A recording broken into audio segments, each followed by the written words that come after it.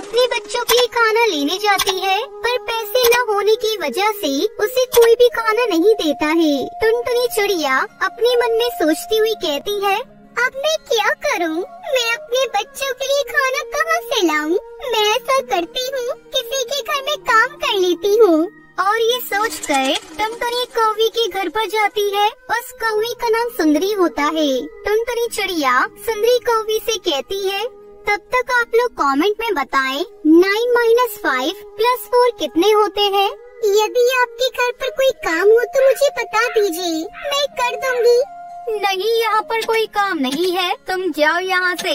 पर फिर सुंदरी कौवे को याद आता है कि उसके बर्तन धुलने के लिए पड़े हुए हैं और वो टुनटुनी चिड़िया से कहती है, ठीक है, मेरे कुछ बर्तन पड़े हुए हैं, वो तुम धो दो, उसके बदले में तुम्हें खाना दे दूंगी। ये सुनकर टुनटुनी चिड़िया बहुत ज्यादा खुश हो जाती है और टुनटुनी चिड़िया सुंदरी कौवे के बर्तन धो देती है। बर्तन धो देने के बाद टुनटुनी चिड़िया को सुंदरी कौवे कुछ खिचड़ी दे देती है। खाना लेने के बाद टुनटुनी चिड़िया अपने बच्चों के पास आती है और वो उन दोनों से कहती है, लो, मैं तुम दोनों के लिए खाना ले आई हूँ, अब जल्दी से खा लो। मुझे पता है तुम्हें भूख लगी होगी। नहीं, हमें भूख नहीं लगी है। हमें पता है आप दूसरों के घर पर काम करके हमारे लिए खाना लाती हो और ये हमें बिल्कुल भी पसंद नहीं है। मैं खाना काम करके लाती हूँ, ना कि मांग कर, इसलिए तुम्हें दुखी नहीं होना चाहिए। तुम्हें तो खुश होना चाहिए कि मैं खाना मांग कर नहीं लाती हूँ। पर हम नहीं चाहते कि आप काम करें, क्योंकि हमें आपको काम करते हुआ देखकर बिल्कुल भी अच्छा नहीं लगता। उन दोनों की बात सुनकर टुनटुनी चिड़िया उनसे कहती है, यदि मैं दूसरों के घर पर काम करके खाना नहीं लाऊंगी तो तुम लोगों का पेट कैसे भरेगा? इसलिए मैं दूसरों के घर पर काम करती हूँ, जिससे वो लोग हमें खाना दे देते हैं।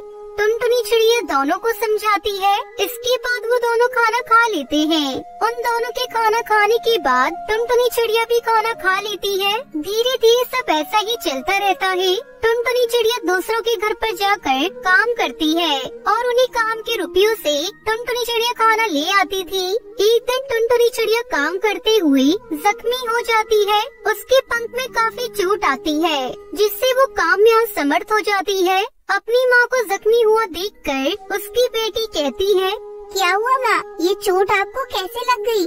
हाँ, मैं काम कर रही थी और गिर गई और उसी वजह से मेरे पंख में चोट लग गई है। रानी चिड़िया और टोनी चिड़िया टुनटुनी चिड़िया को आराम से लिटा देते हैं। इसके बाद वो दोनों टुनटुनी चिड़िया के पंख पर दवाई लगाते हैं और टुनटुनी चिड़िया को आराम करने के लिए कहते हैं। अगले दिन माँ को तो चोट लग गई है, तो अब वो काम पर नहीं जा पाएंगी, इसलिए हम लोग खाना लेने चलते हैं। हम लोग कहाँ पर चलेंगे? हमें कौन खाना देगा? हम लोग भी काम करके खाना लाएंगे, जैसे माँ लाती थी।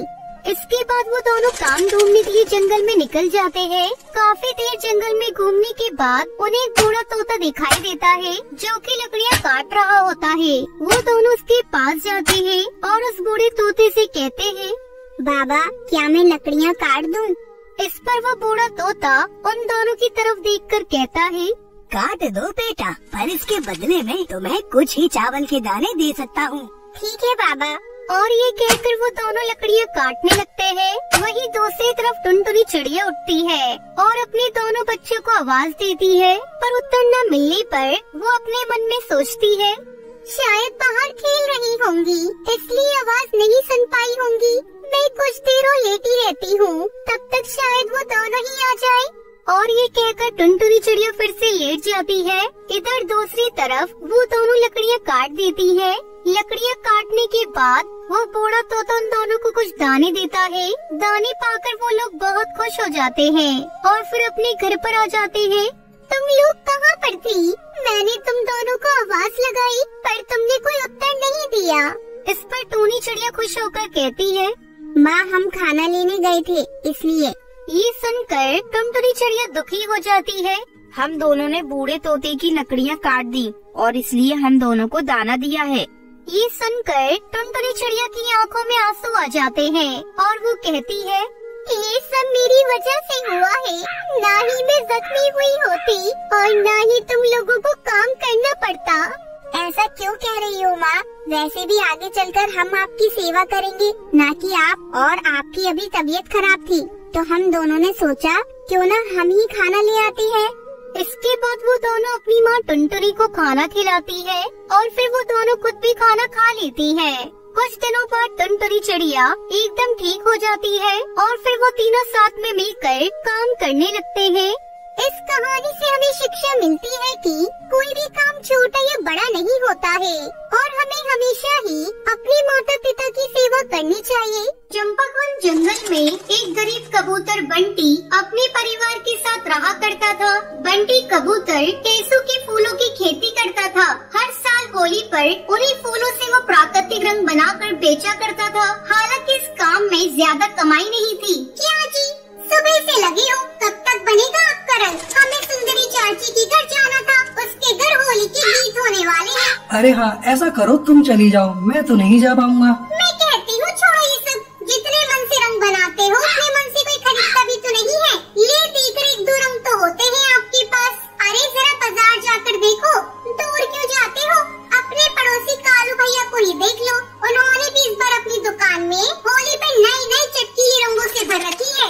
ऐसे में कौन खरीदेगा तुम्हारे फीके रंग? नहीं टुनटुनी, सब क्या कर रहे हैं ये देखकर मैं अपना काम नहीं छोड़ सकता। मेरे दादा बाबा सभी यही काम करते थे। और तुम्हें पता है टुनटुनी, असली होली तो इन्हीं टेसू के फूलों से खेली जाती है। भगवान श्री कृष्ण भी तो इन्हीं से होली खेलते थे। हाँ, लेकिन तब ये चाइनीज रंग नहीं आते थे बाजार में। समझा करो जी, अब जमाना बदल गया है। तुम कुछ भी कहो टुनटुनी, मैं काम नहीं छोड़ने वाला। मेरा तो इसी काम में मन लगता है। तुम समझते क्यों नहीं हो? तुम समझ नहीं रही हो, ये रंग प्राकृतिक है और जिन रंगों की तुम बात कर रही हो पता भी है कितने खतरनाक होते हैं। ये सब मुझे मत समझाओ। समझा सकते हो तो उन लोगों को समझाओ जो वो रंग खरीदते हैं, और वे भी तुम्हारे रंग से कई ज्यादा कीमत देकर। इतना कहकर टुनटुनी वहाँ से चली जाती है। वो चाहती थी कि बंटी टेसू की फूलों की खेती करने के बजाय कुछ ऐसा करे जिससे उसकी अच्छी कमाई हो, लेकिन बंटी तैयार नहीं था। ये बात सच थी कि बाजार में आने वाले नई नई किस्म के रंगों के मुकाबले उसके रंग ज्यादा नहीं बिकते थे। लेकिन फिर भी जंगल में कुछ पक्षी थे जो अभी भी बंटी से रंग खरीदते थे। अरे बट्टी पुत्र, आज दिखा इस बार कैसा रंग बनाया है तूने। राम राम काका, इस बार फूलों की खेती बहुत अच्छी हुई है। देखो कैसे सुर्ख रंग बना है। वाह भाई, रंग तो वाकई बढ़िया है। ला दे थोड़ा सा।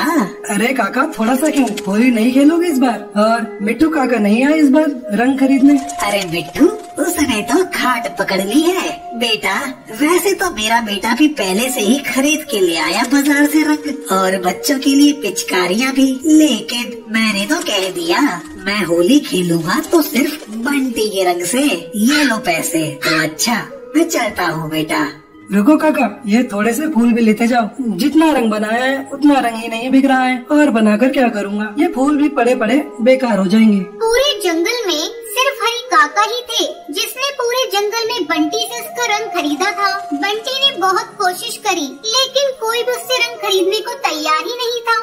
दूसरी तरफ बंटी के पड़ोसी कालू की दुकान खूब जोर शोर से चल रही थी। वे शहर से जो भी रंग खरीद कर लाया था वो होली से पहले ही सारे के सारे बिक गए थे। अरे कालू भैया, कहाँ चल दिए? आज दुकान नहीं खोलना क्या? अरे बंटी, माल हो तब खोलूंगा ना दुकान। कल ही सारा का सारा माल बिक गया। आज मैं शहर जा रहा हूँ माल खरीदने।